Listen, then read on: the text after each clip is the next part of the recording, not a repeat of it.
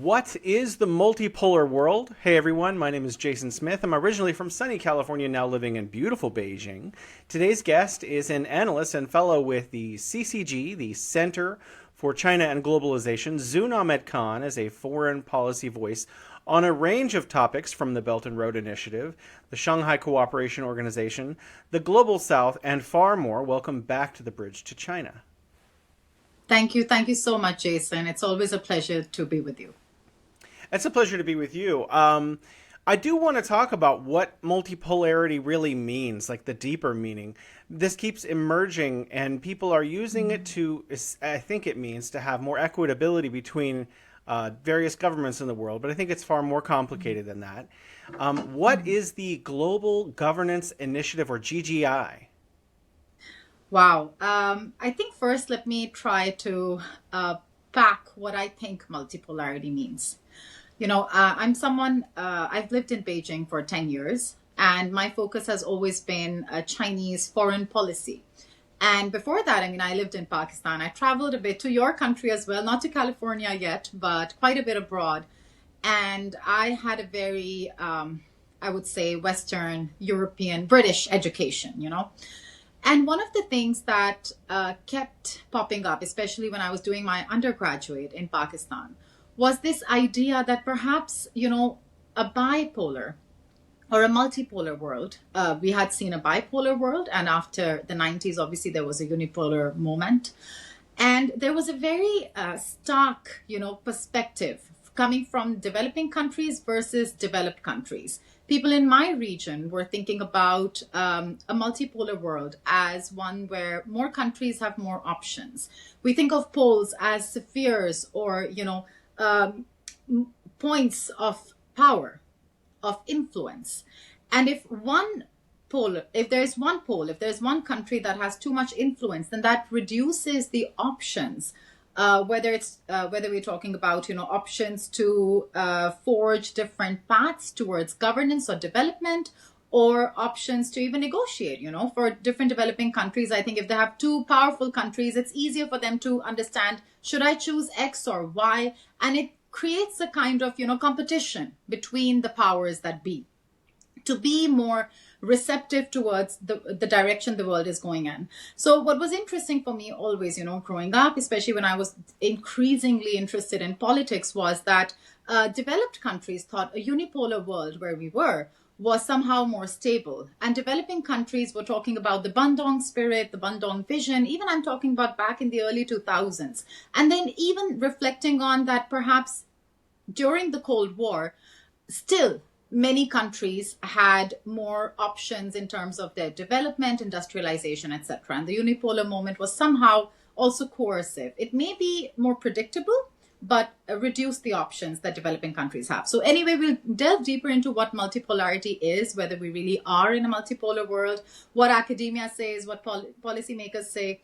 But for now, the Global Governance Initiative, I see all of the global initiatives, whether it's development, security, civilizations, and now the Global Governance Initiative, as somehow, philosophical extensions of the Belt and Road vision. And this is an idea, I can tell you within the academic communities, because I'm also affiliated with Tsinghua University. And we often discuss, are these connected or not? But what I see them as is really, direction setters. All of the initiatives looking at certain aspects of the Belt and Road vision, with the Belt and Road vision being something that's constantly evolving to meet the needs, the evolving needs of the world.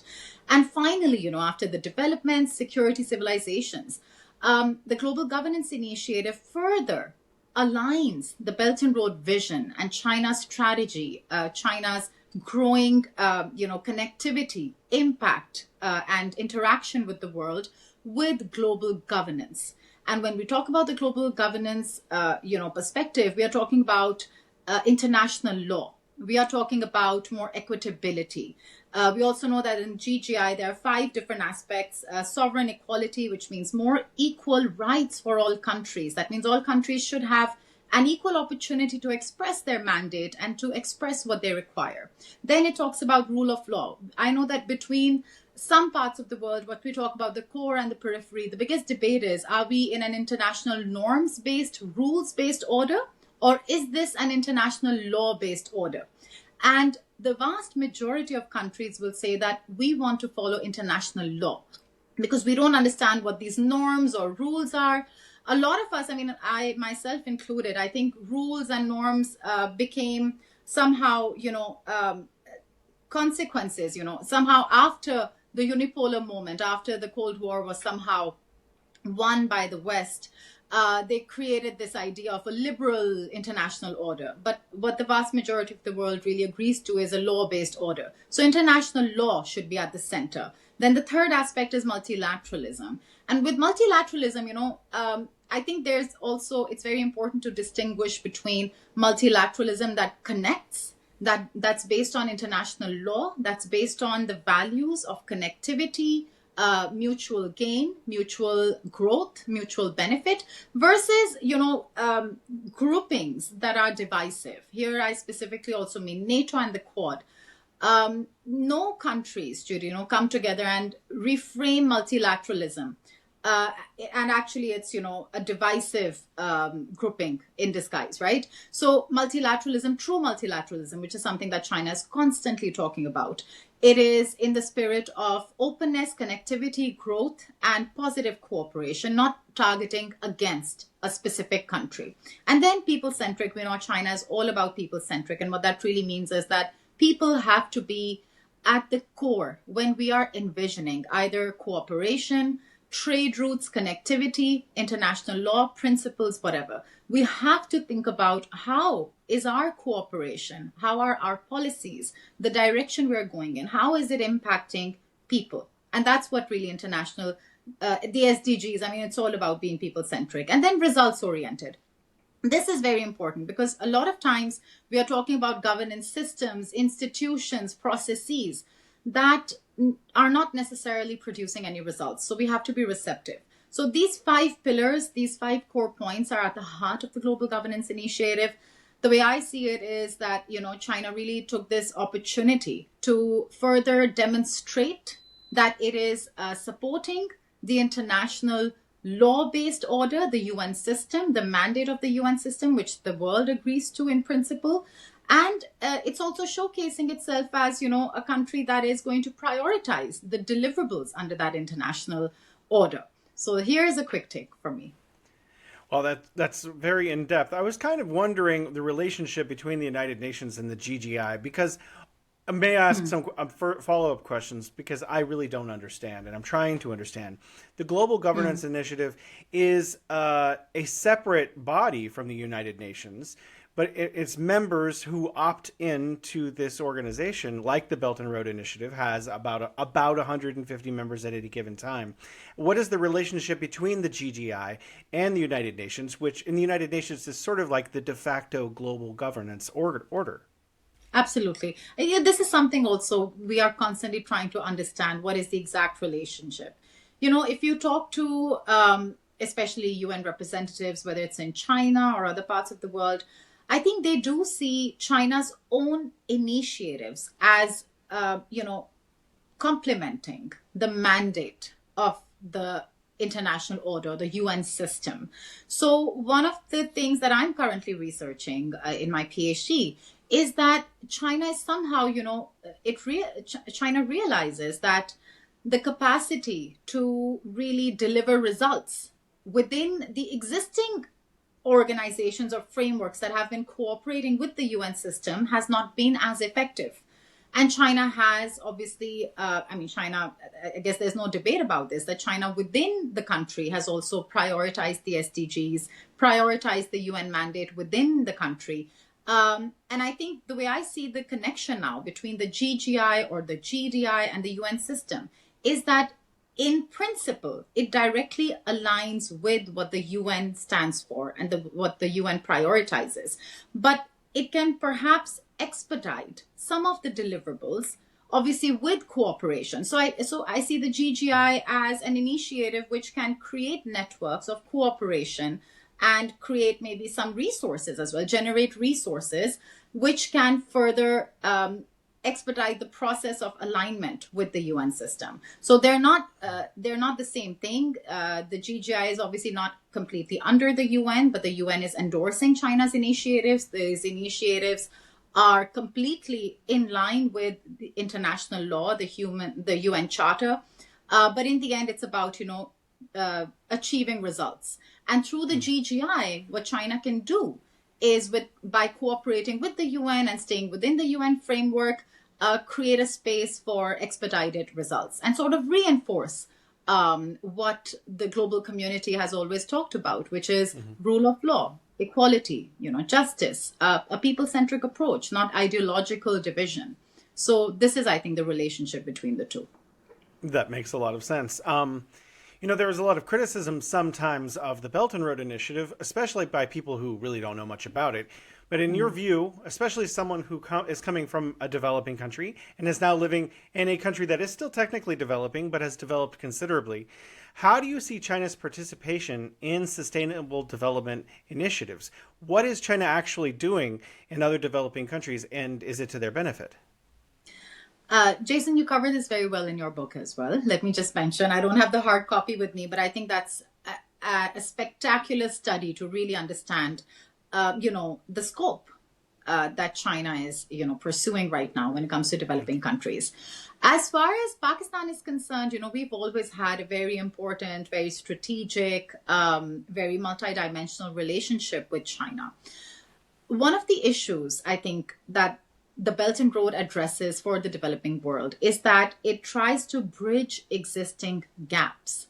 Now, in 2015, 2 years after the Belt and Road was announced as One Belt, One Road, the biggest gap that developing countries were experiencing was in infrastructure. A lot of developing countries were just not getting resources, financial resources or interest from developed countries or those structures that were built to help develop infrastructure. They were just not getting much from there.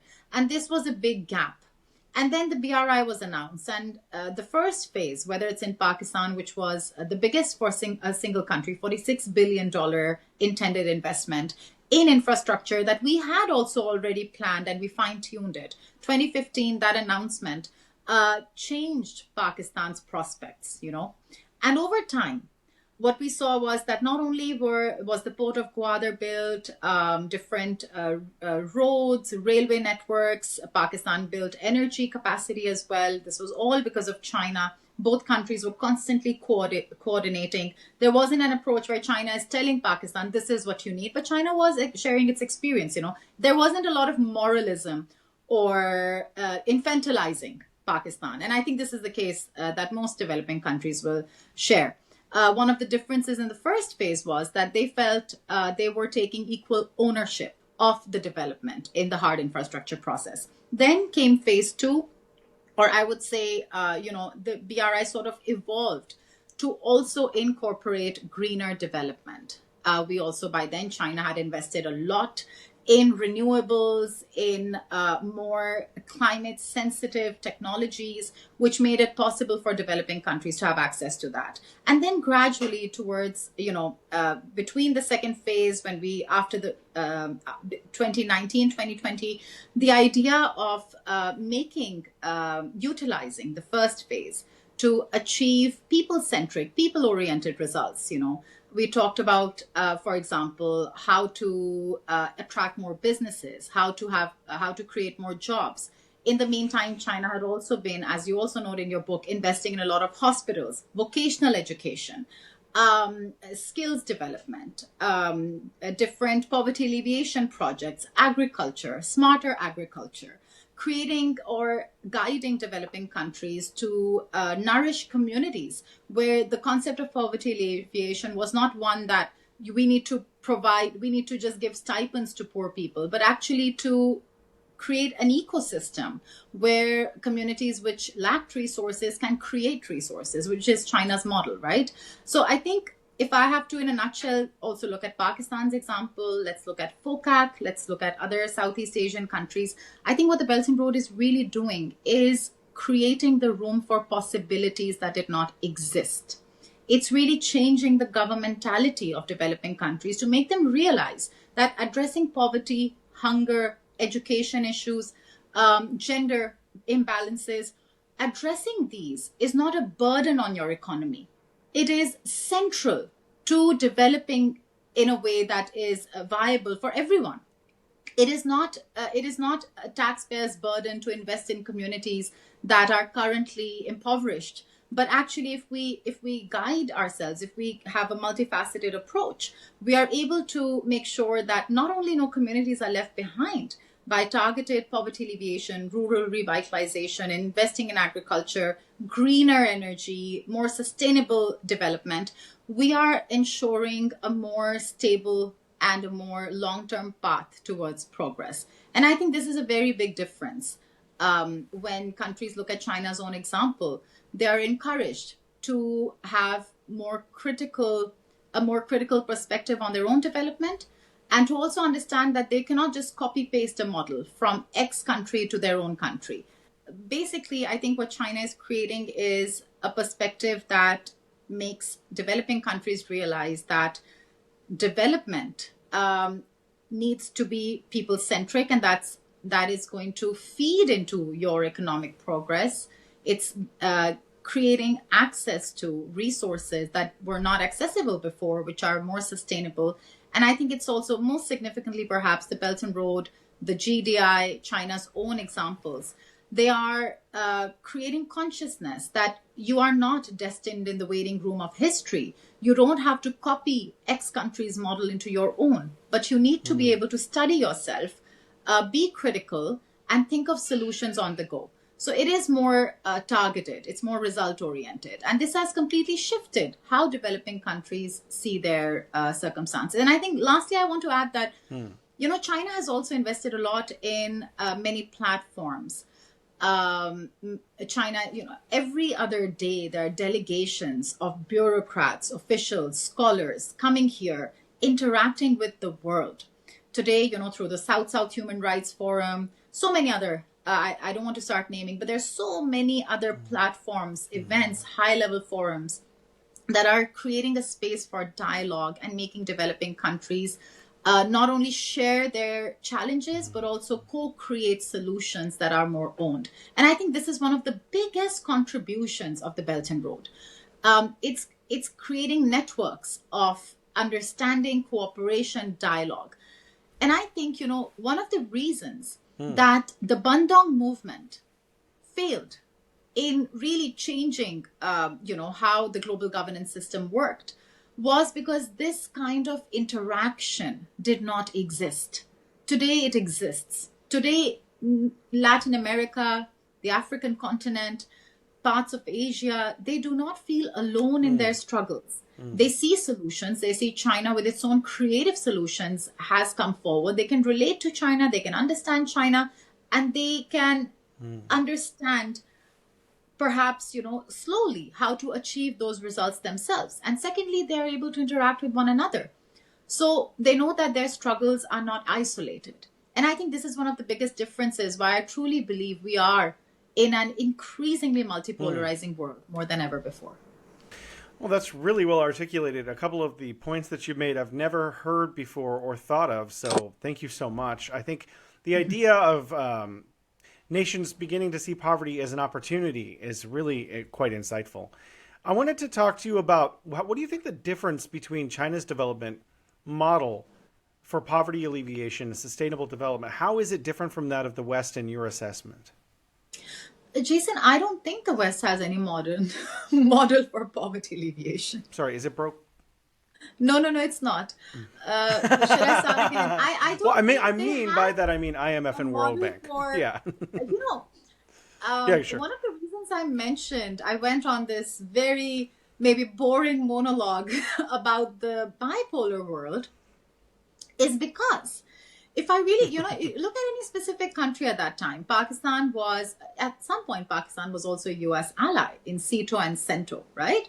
But actually a lot of Pakistan's industrial infrastructure also came from the Soviet side, okay? There was a time in the 50s, 60s, maybe even 70s, that because these two poles were competing with each other, they had to somehow be receptive to what made them more popular, wanted, needed by the world at large. The world was massive, just recently decolonized. They had issues, challenges, and they were maybe more willing to. Maybe they wanted to recruit them in their own camps, right? But at that time, I think the West, especially, I know that there were a lot of packages. A lot of Pakistan had, actually Pakistan has renewable energy because we have the Mangla and Terbela dams. The two of the world's at that time largest dams were built by the US in Pakistan. And interestingly, in 2015, as opposed to China and India, where most of the energy was coal generated, Pakistan's was not. It was renewable energy. So we thought it's more expensive. It had become more expensive. So in 2015, the conversation my country was having was, how do we balance our energy mix to include more coal so that it's affordable and we can address our energy shortages? Long story short, I think the West did play a role in building infrastructure, in helping countries develop. But was it specifically poverty targeted? They have these, we have a lot of NGOs, USAID, DFID, UK Aid, all of them have played an important role in Pakistan, and sometimes a very questionable role as well. But in terms of having a specific model for poverty alleviation, China is the only country that has a model for poverty alleviation, which it is now sharing with the world. So the West has a model for development. They look at more at institutions. I know that development economics was a very big field when I was growing up in the early 2000s, and when I was in university, we were studying development economics from a very Western perspective. And there's nothing wrong with the Western perspective. It's just that those theories, ideas were not necessarily applicable in our countries. So that perspective was based on theories, but it had not been successfully tested. And whenever countries failed to improve their circumstances based on that model, those countries were considered broken. There are issues in implementation, but these were theories that were not working. And then developing countries somehow, anywhere in the world, they felt, we aren't getting it right. If we do it for long enough, it'll be okay. Maybe we need to give it 10 years, 15 years. Maybe something is wrong with how we are built or how we are implementing. But I think China's model for poverty alleviation is much more receptive, much more malleable, much more closer to the ground. And what's even more important, which I think developing countries are gradually recognizing, is that it isn't that, the center, Beijing, decides one policy, one solution, and then across the country of 1.4 billion people, that is the solution that works. That's just not how it works.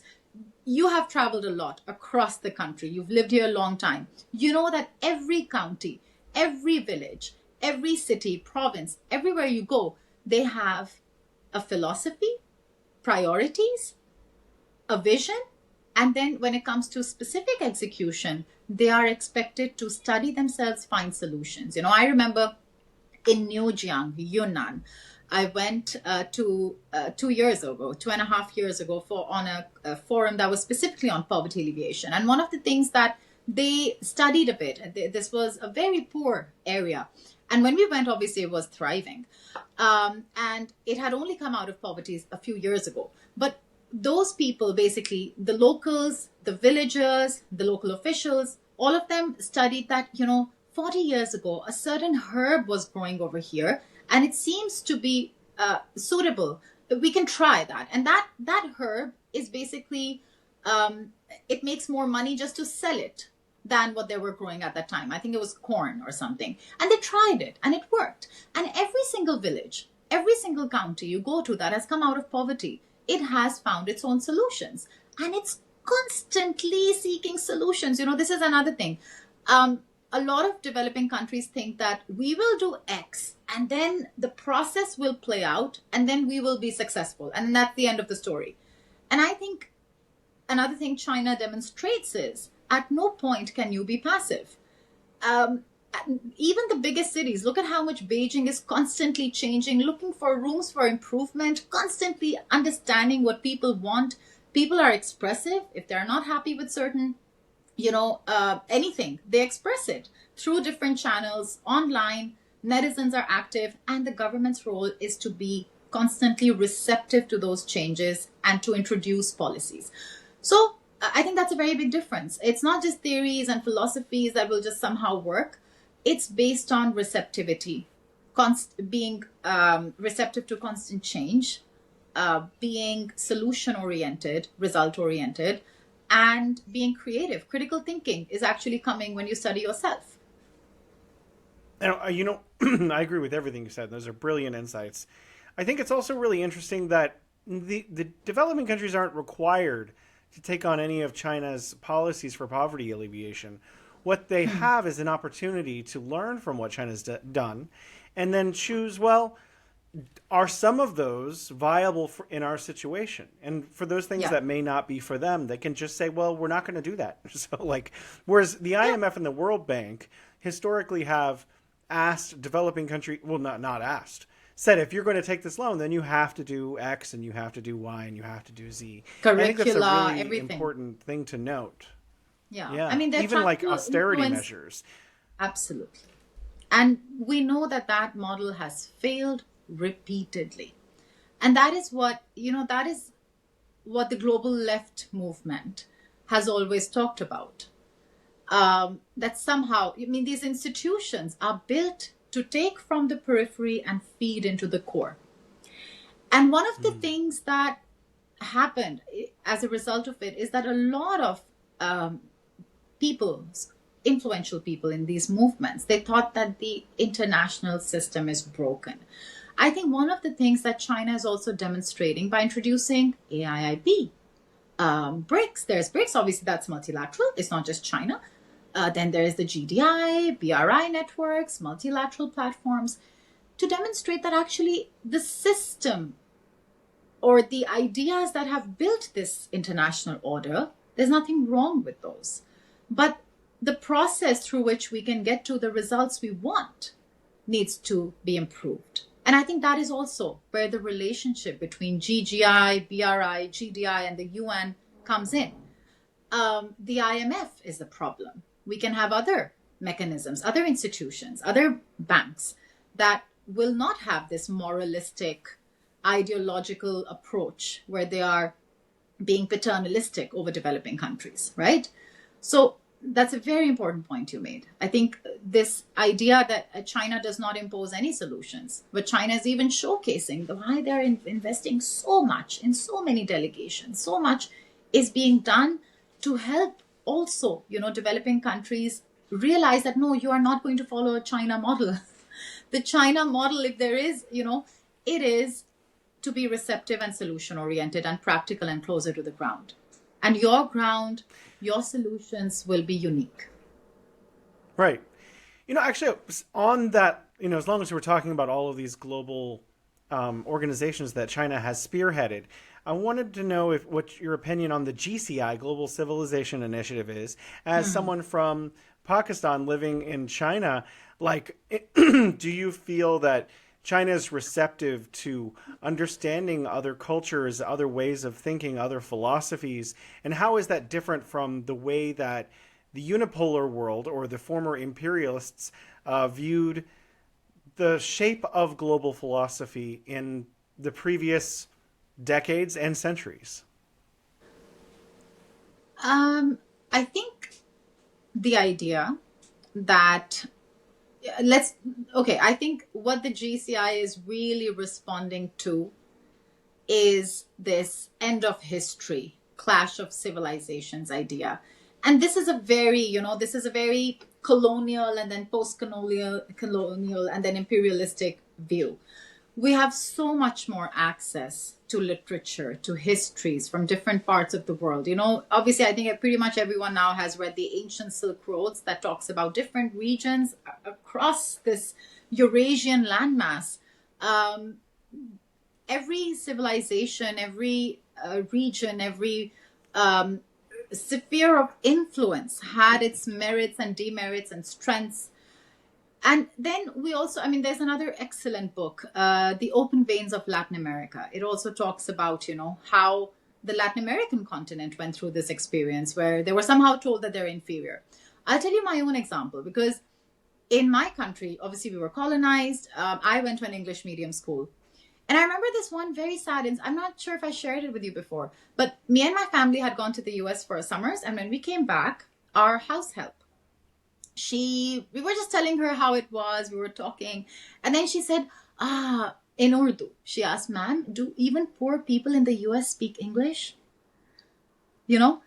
And she, because for her, this language represented something far more superior, right?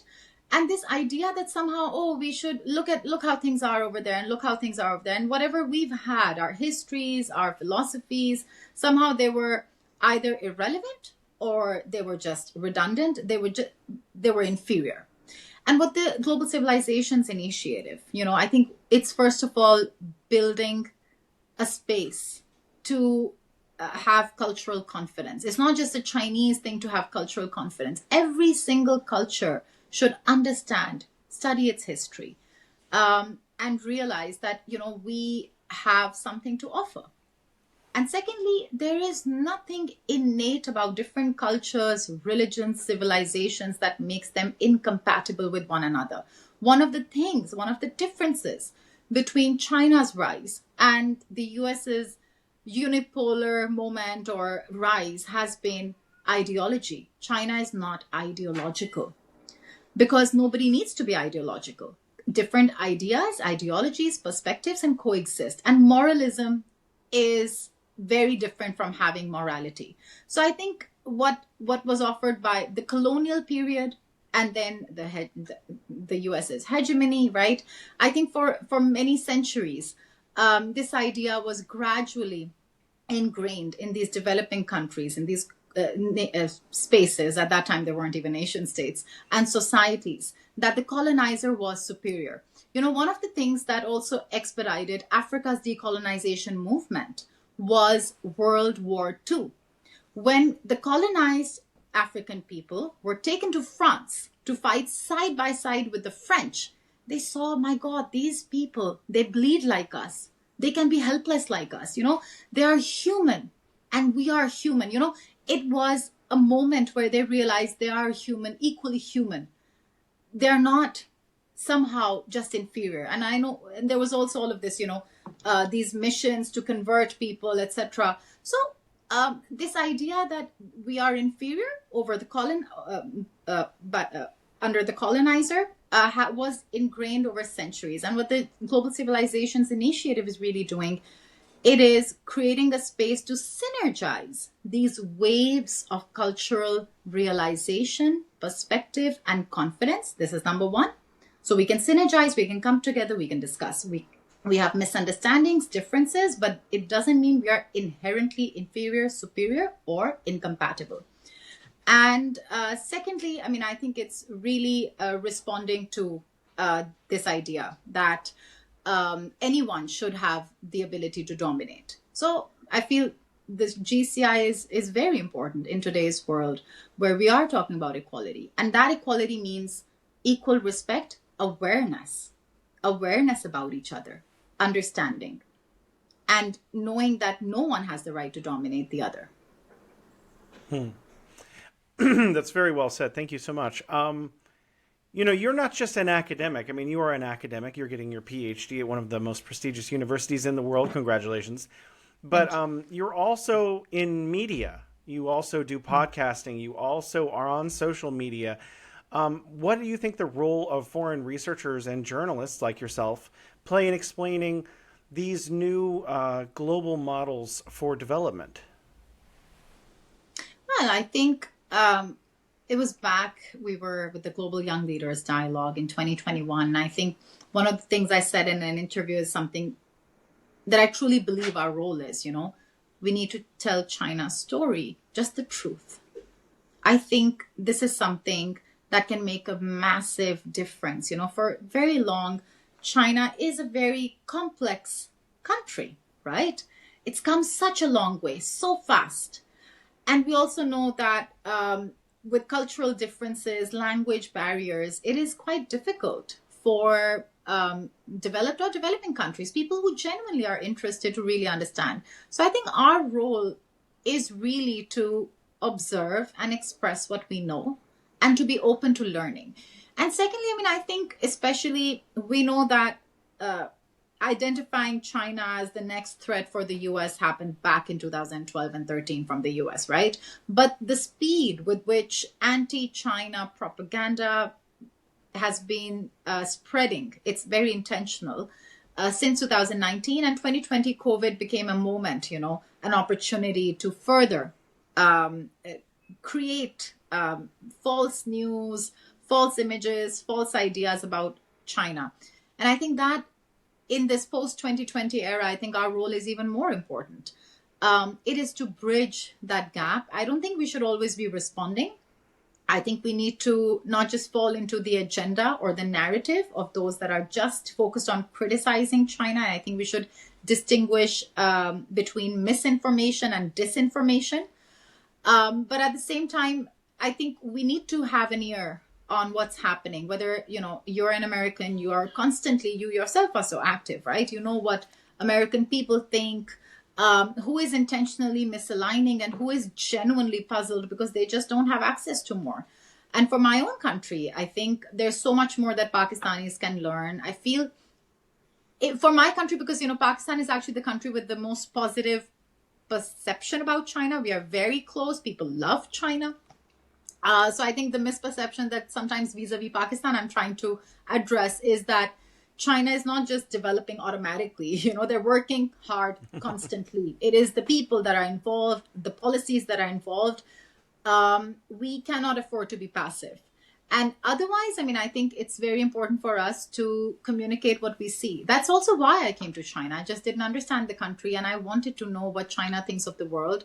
It was very clear by 2014 that China is the rising power and it is nothing like Japan. It is nothing like others that came so far. It's going further and it's initiating like the BRI or the AIIB. So I want to know what China's perspective on the world is. And I think we should communicate that as much as possible.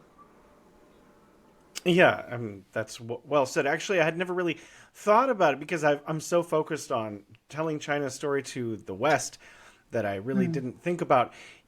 Countries that have such an overwhelmingly positive view of China. What would the messaging be? So that's a really interesting insight.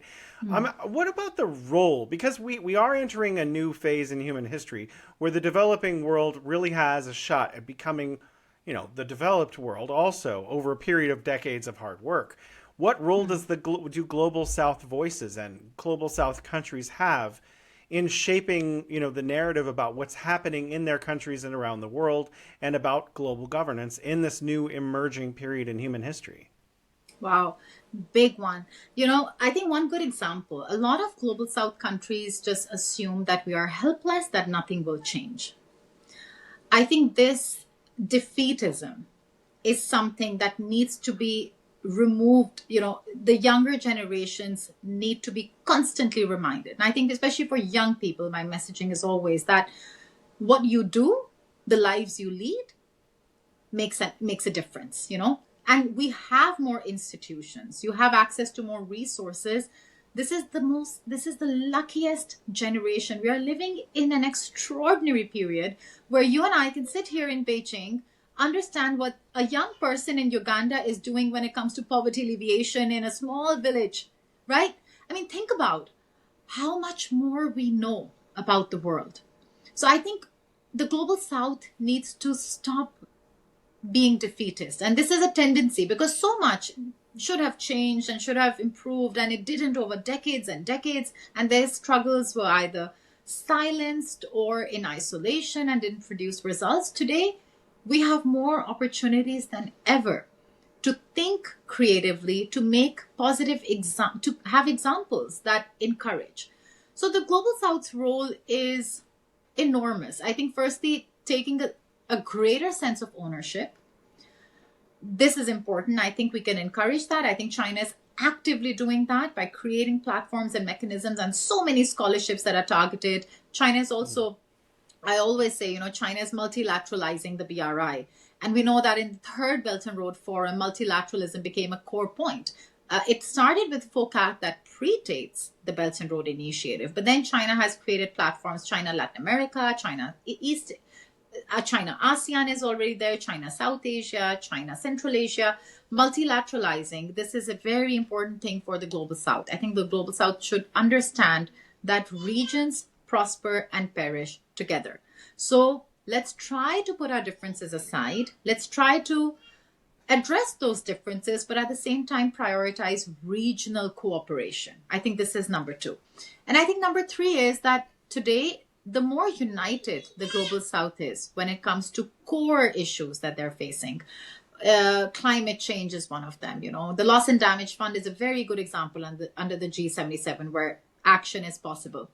I think they need to recognize that if they have a collective voice on core issues that affect all of them, any powerful country will be relevant if it responds to that voice.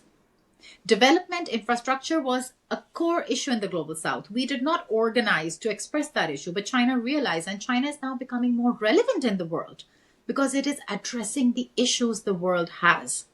A vast majority of the world is the Global South.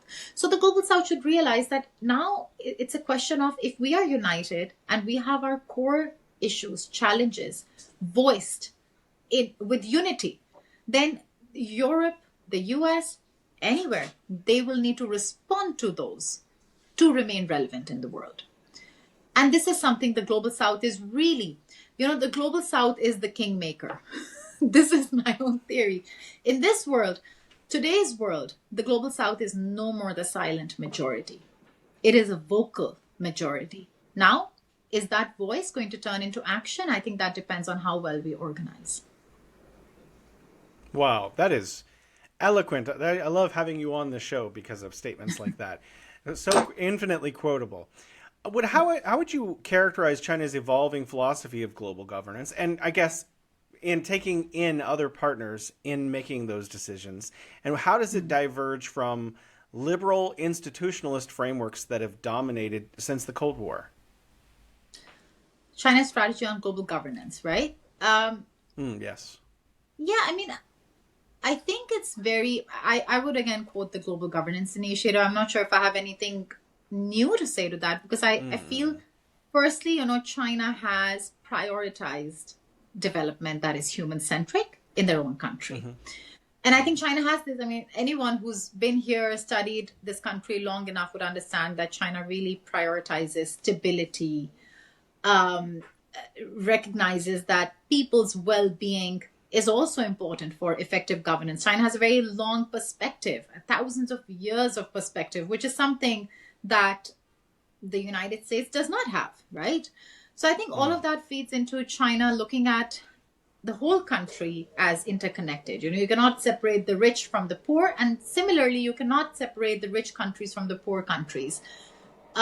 This is also very similar to, a lot of people compare traditional Chinese medicine philosophy where the hand is somehow affected by what's happening in the foot, right?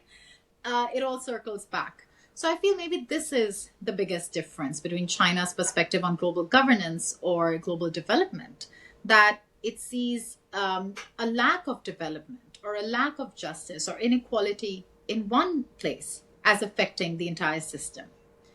And the second is, again, it's not just, there are some deep philosophies, but there are no vague theories that are dictating what's going to happen on the ground.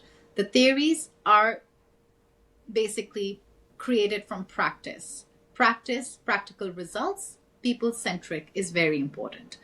And the third, the last, I think, would be China doesn't feel that its solutions, its unique solutions or perspective is universally applicable. We have an idea of universal values, a universal humanity, but the idea of universal ideologies and universal solutions does not exist. China is not, in that way, China is not a moralistic country at all. So I think this is also very different, where they're not telling countries to just follow what they're doing at all.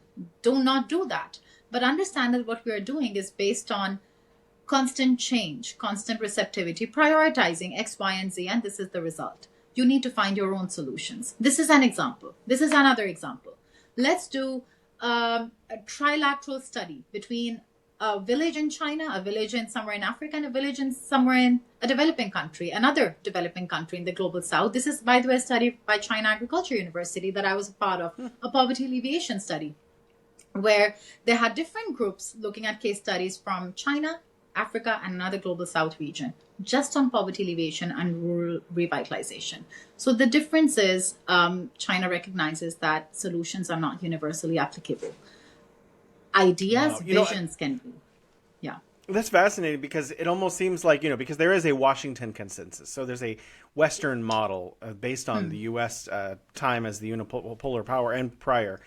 And then it almost seems like the Beijing model is to not really have a model. The model is to be flexible and see what works, feeling the stones as you cross the river, as they say in China.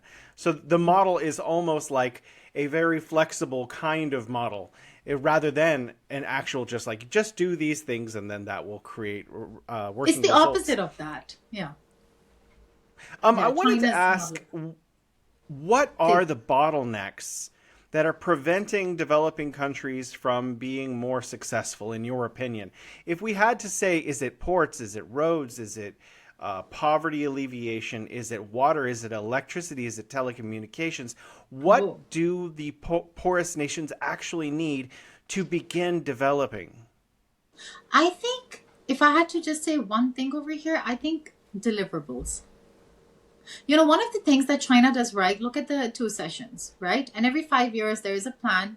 They will study how much of that plan was achieved, what aspects of that plan need to be updated, upgraded. Every year, there is, again, deep study. Every local government is answerable.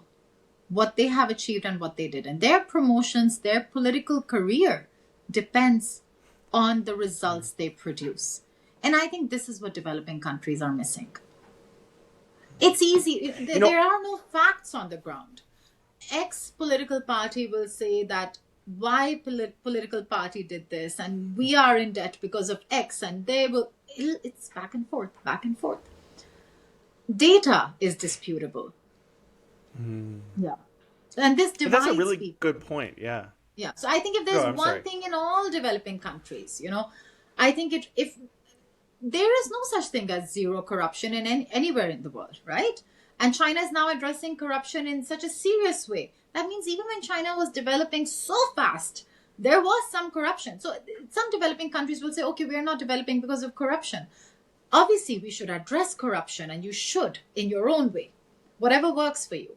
But the real problem is, I feel that nobody knows whose responsibility it is to produce results in many cases. And I think when local governments are given a proper mandate, empowered, held accountable, I think that can make a massive difference. Yeah, that's also really well articulated. I mean, I didn't actually, when I asked you the question, I had no idea how I would be able to answer such a complex question because it seems loaded. Because you really need all of those things that I mentioned. But your answer of a system by which people are held to account. There's a system in China called the river chief system. It reminds me of what you're talking about. And there are people who are actually responsible for different segments of each part of every river in China. And so if something happens in their segment, like a company dumps toxic waste in there, that person who is supposed to make sure that part of the river is clean is held to account. Well, how did you let this happen? Why is your area of the river not improving? Why is there garbage dumped here? And so because there are people held to account for each segment of the river who have opted for that job, then the rivers have actually dramatically improved in their cleanliness over the last 10, 15 years in China.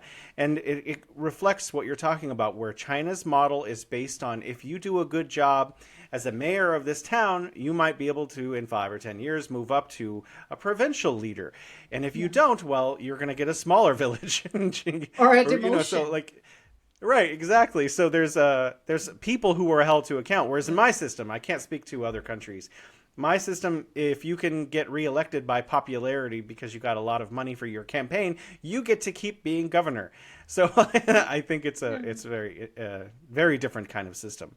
What about AIIB, the Silk Road Fund, and other financing architecture? Is there enough money for developing countries? And is the problem money, or is the problem feasibility studies? What would actually help that money get to more projects faster so that more developing countries could see more projects materialize sooner?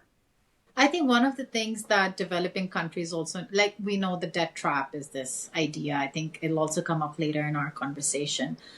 I think one of the issues that some developing countries have faced is they have seen how much investment has China promised and how much has been invested as their success, as the ultimate success, as the end goal.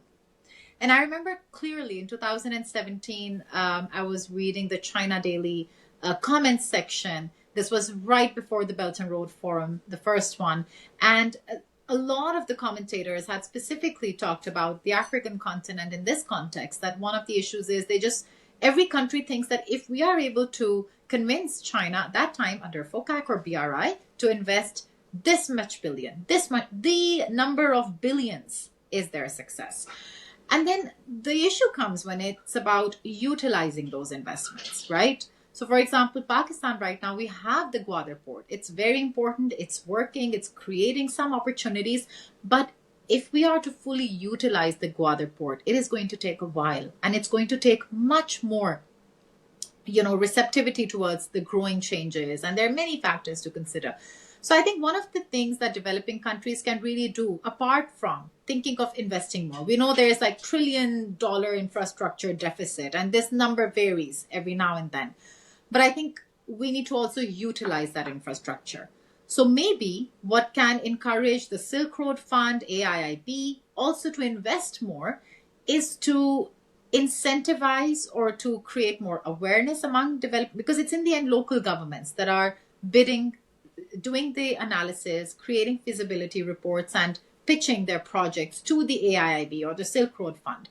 They need to deliver results and utilization of the existing investments. And I think when that happens, when we know that more developing countries are able to utilize, let's say 70% of the projects, or they have a plan and they're on track. It's a 20-year plan, but for the first 5 years, they're 80% on track. I think that will also create more opportunity for infrastructure investment. So I feel a big issue is utilization of existing infrastructure that has already also been built under, through the AIIB or BRI. And I think another thing that the AIIB has been prioritizing for a few years now is projects that are not just targeting a single country. So if there is a project pitched by 3 countries, or 2 countries, or an entire region, they'll prioritize that. So I feel, again, that's a way that the AIIB is used as a tool to encourage multilateral mindsets, right? Regional mindsets. I think that can also encourage. But I feel, a big issue is utilizing existing infrastructure that has already been built. That's interesting. I wouldn't have thought of that. I do like the transnational projects, though, where railways can connect bodies that are cut off from oceans to ports. That really helps those countries access international markets. A last question. What do you think Western analysts fundamentally misunderstand about China's governance ambitions in the global South, as the GGI and other institutions? How are they misunderstood? How is the BRI misunderstood? I just read an article by an Indian scholar I personally know and also respect, who a week after the GGI was announced was saying that China's revisionist global governance initiative is trying to replace the international order. I don't think he is a disinformer. I do believe he is misinformed. Or maybe he's getting his funding from a place that requires him to be skeptical of China. So I think one of the things that, again, let's distinguish between disinformation and misinformation. I think the disinformation is very deliberate. It's created. But the misinformation is that I feel current international relations theories cannot think beyond revisionism and revolutionary, They can think either China is a country that will rise following the footsteps of the US because somehow they think the international order is pegged with the United States and Europe. Or China is a revisionist power that is trying to overthrow the international order. And the biggest issue is, what is the international order? So I think misinformed people think that China initiating its own platforms or mechanisms is a form of revisionism. And the current international relations theory also does not fully incorporate historic experiences to create room for, a powerful country that is as powerful as the United States, but will not bully others, right? I mean, we have all of these perspectives and ideas, pure raw realism will dictate that China is going to either be an imperialist or a neo-colonizer, and there is nothing beyond that. So I mean, that is a very big misconception that whatever China is doing is overthrowing the current order and it is trying to displace the United States. It sees China's target as displacing the current powers, as opposed to maybe China's goal is to just be more useful, more connected to the world. They don't see these power structures or powerful country rising, keeping its focus on maybe the global south.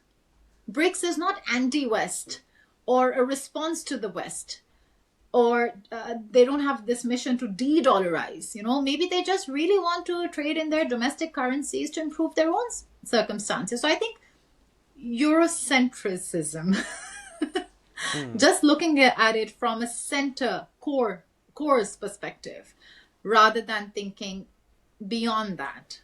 I think they misunderstand. Either China will just become a raw, like from a realistic framework, from a realism framework, this coercive power that wants to just, utilize its resources to gain as much as possible without thinking in the long term. So yeah, I feel we need more frameworks to analyze a rising power that is creating new mechanisms and at the same time upholding the international order. How does that work? How are these compatible with each other? Because in China's case, they are. Because in China's case, the UN is endorsing these new initiatives. And there is nothing that represents the international order more than the UN system, right? So I feel we need more voices from China, from the global south, that express the direction we're going in. And I think IR theory needs to badly evolve to study more history from different perspectives to try to think beyond binaries. Yeah, we need a paradigm shift in IR. That's really well articulated. I'm so delighted to have you on the show because I learned so much about how to characterize and understand the international order from you. Thank you so much. Where can people find you for people who are interested? I think Twitter, but I'm not very active, but I think I can be more active. What's your Twitter handle? Zoon Ahmed Khan, or LinkedIn. I think LinkedIn, I'm starting it again, so it should be good. Thank you. Thank you so much, Jason. So much for your time. Thank you.